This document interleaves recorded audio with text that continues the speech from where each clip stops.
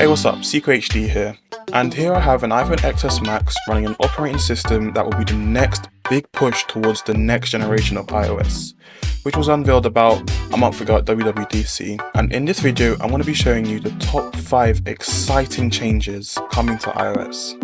Well, the top 5 in my opinion, and I'm actually into this wallpaper. I'll have a link down in the description for you to download. Now, number 1 on the list are redesigned apps. The weather app is actually really nice now. There are brand new animations for the current weather in the top half, and if it's sunny, then you'll see that, and if it's raining, then the droplets land on the top shade, which is a really nice little design. There's also rounded corners on each sheet of information, and it's clear to see that Apple's purchase of the company Dark Sky, which was a weather app on Android, is heavily implemented, and that they've been building all the information to the weather app. Another change is in the clock, and it's a very small difference, but I noticed this instantly. You now don't have to press the edit button at the top to change the alarm time. You simply now tap on the time and you can change it right there and then. And it's just a little thing to mention there, but I noticed it. Safari is a little bit more of a learning curve, but its redesign is done pretty well here. The address bar is now at the bottom, and when you tap on it, it brings it to the top with your bookmarks and history as well. Now, swiping up from the address bar brings you all the tabs that are currently open. Swiping across it quickly switches tabs, and as I mentioned before, swiping up brings you all the open tabs.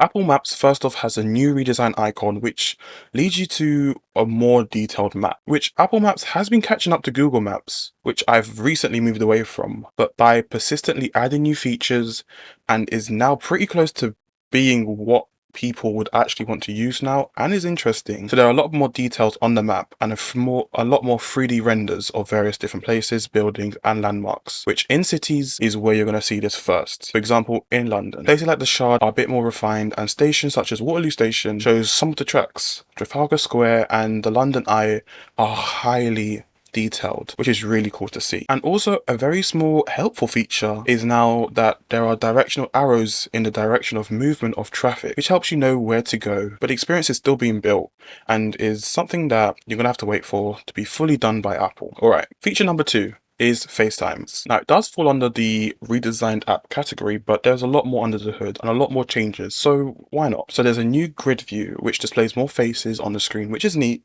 and spatial audio comes to FaceTime, which positions audio of people around you, which I haven't gotten around to testing yet, but it's there. There's portrait mode, which is now added and works exactly how you think it does, by blurring the background, and there's new microphone modes, which can change from standard, voice isolation, removing background noise, and wide spectrum, which is just another way of saying to let all the noise in. But there are 2 huge features coming to FaceTime, and these are Share Play and FaceTime events or links, whichever one you want to call them. Share Play, I guess, is something we're all doing now a lot more often with Zoom by sharing your screen and all other types of content. But with Share Play on FaceTime, you can share your screen, which is actually a great feature for helping someone older with their iPhone. You can share content on the Apple TV app, but also watch them at the same time and in sync with the other person at the other end, and play and pause with playback controls. But also, as long as they have a subscription, and this is the same for Apple Music, but maybe Spotify, YouTube,